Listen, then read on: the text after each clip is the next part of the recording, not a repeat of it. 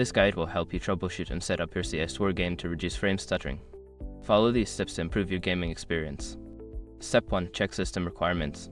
Ensure your computer meets the minimum and recommended system requirements for CS2. This includes checking your CPU, GPU, RAM, and storage space. Step 2. Update graphics drivers. Visit the website of your graphics card manufacturer, NVIDIA, AMD, or Intel, and download the latest drivers. Installing the latest drivers can enhance performance and reduce stuttering.